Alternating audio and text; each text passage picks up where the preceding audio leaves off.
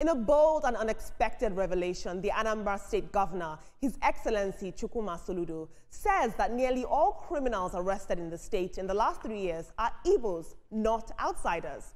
Now, speaking at a town hall meeting with Anambra indigents in the diaspora in Maryland, USA, the governor admitted that he once believed the popular narrative that Fulani herders were behind the violence in the southeast. But he says that now the evidence tells a different story. He says that Igbos are the ones kidnapping Igbos.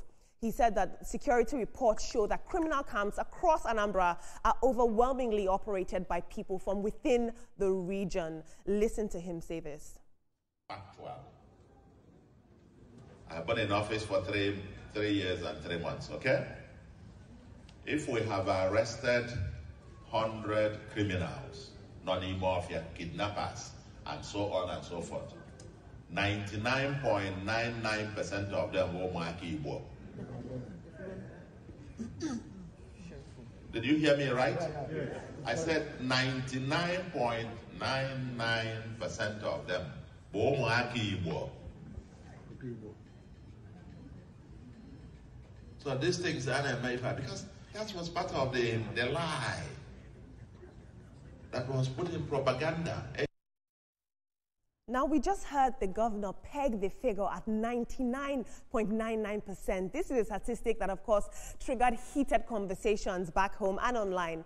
The governor is under pressure right now to restore peace and rebuild trust in his state. And he also used the moment to challenge the diaspora community. He told them to return, invest, and help rebuild. He said it's time for Igbos to stop pointing fingers outwards and confront the uncomfortable truth within. And I think that this is a moment that is not just for the Southeast, it's for each tribe to look within and accept the role that they are playing in the insecurity of Nigeria, and free of bias and void of tribalism, to really confront the truth and see how we can all unite. Let's take a look at social media.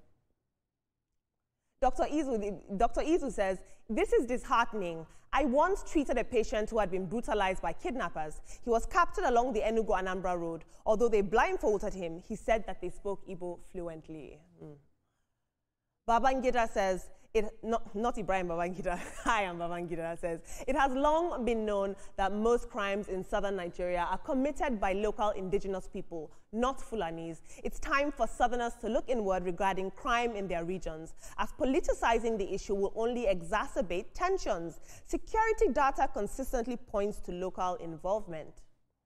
And finally, Truly Diarra says, "Soludo is consistently preparing for national acceptance for his future presidential ambition, even if it entails lying openly against his own people.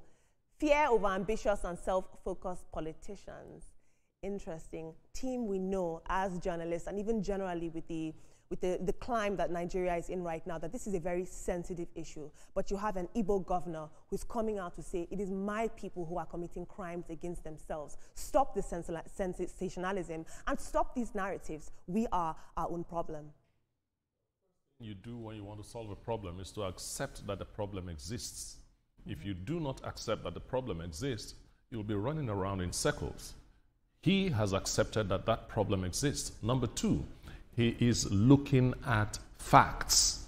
And for you to give statistics like that, 99.99%, my dear, it's 100%. That's right. And the man was doing the right thing. The last tweet you read just made me shake my head. People will be thinking this way. This man needs to bring peace and stability to his state, and he's confronted with facts, and he is seeing the Igbos in diaspora as a way of getting this problem solved. That's why he's presenting facts to them. I think he did a wonderful thing. And for NYSC, wow. Yes, the economy might be bad and so on, but social integration of our students all over Nigeria is something that it's a national call. Some of us should learn how to sacrifice for that. The suggestion that we should send them to security organizations, yes, Israel does that. Graduates, they have their own form of NYSC, but the thing is that after that, they just conscript you into the army for 1 year. Maybe we should think about that too. Absolutely. Let's look at avenues where we can have these persons integrated too, so they can have work experience, because a number of organizations are struggling And so they cannot take the huge number of NYSC core members as we speak. So they are trying to manage the number of staffers they have, and then you saying they should adopt core members might be a burden, especially financially for them. And so they will decide to reject them. And it is not the fault of the organization. It is the fact that the economic situation as it stands, a number of offices are shrinking and so cannot expand beyond what they can handle. That's how I see it. Now to Governor Chukwuma Soludo.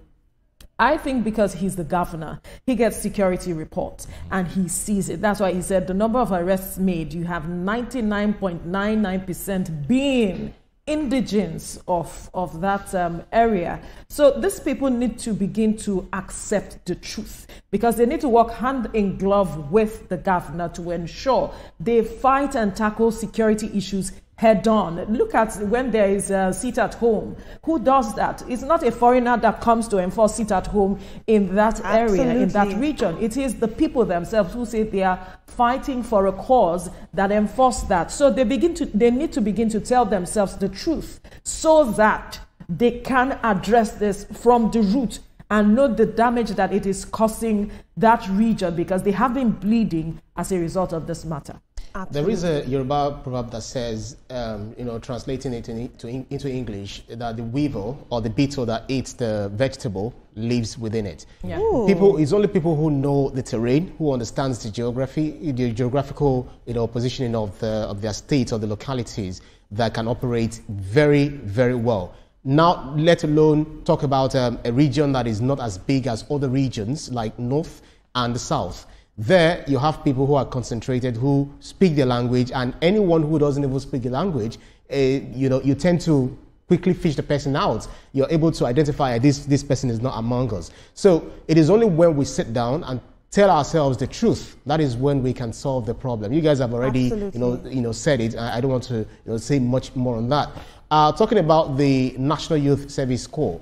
Some organizations, truly, they are not willing to take in, more hands, because if you look at some people leaving some organizations, I think it's called natural attrition, where someone leaves and they fail to employ others to replace them. So, and then you're looking to bring in, fresh hands, greenhorns, who need it, but what exactly is going to happen? But some schools and other areas. So the NYSC should do better. The federal government should help, and state governments too, and think of how can we absorb these people into the system, because these are the future of tomorrow.